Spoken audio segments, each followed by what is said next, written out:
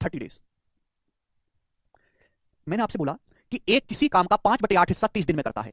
ए किसी काम का 5/8 हिस्सा 30 दिन में करता है, तो मैं आपसे जानना चाहता हूं कि जो ए है ये पूरा काम कितने दिन में करेगा? पूरा काम मैं आपसे जानना चाहता हूं, बच्चों जवाब दो। ये मेरा सवाल है।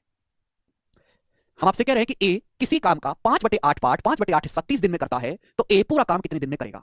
ये बहुत जगह इस्तेमाल होगा, मैं डायरेक्ट लिखूंगा, आप समझ नहीं पाओगे, इसलिए एक लाइन को समझा देता हूं। सवाल में बोला गया कि ए किसी काम का 5/8 हिस्सा 30 दिन में करता है। 5/8 काम जो है ए वो कितने दिन में करता है? 30 दिन में। तो पूरा काम मतलब पूरा एक काम कितने दिन में करेगा? 5/8 काम 30 दिन में करता है, तो पूरा काम कितने दिन में करेगा? तो 5/8 है। अगर मैं दोनों तरफ 8/5 यानी कि उल्टे से गुणा कर दूं, दोनों तरफ 8/5 से मल्टीप्लाई कर दूं, तो कोई दिक्कत है क्या? आप बोलोगे नहीं सर कोई भी दिक्कत नहीं है। मैंने ऐसा क्यों किया? क्योंकि 5 से 5 कट गया, 8 से 8 कट गया, बचा कितना? एक काम। यानी कि ए पूरा एक काम करेगा इतने दिन में। तो कंसेप्ट ये बना कि अगर ए 5/8 काम 30 दिन में कर रहा है, तो ये पूरा काम जो करेगा 30 गुणा ये 5/8 उधर जाके आपको पलट देना है, 5/8 को पलट देना है 8/5 दिन। समझ में आया? जब भी ये चीज 5/8 उधर जाएगी तो पलट जाएगी। तो 5×6 = 30 यानी कि 48 दिन में, 48 डेज। तो ए बच्चों पूरा काम 48 दिन में करेगा और यही सवाल का आंसर बनेगा। समझ में आया? आप बोलोगे हाँ जी सर बिल्कुल सही, कोई प्रॉब्लम नहीं है। ठीक बच्चों, दूसरा तरीका आप ऐसे भी सोच सकते हैं कि ए जो है किसी काम का 5/8 हिस्सा करता है 30 दिन में, 5/8 हिस्सा। पूछा ए पूरा काम कितने दिन में करेगा?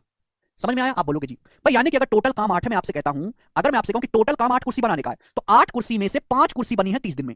अगर टोटल काम 8 कुर्सी बनाने का दिया है, तो 8 का 5/8 कितना होता है? 5।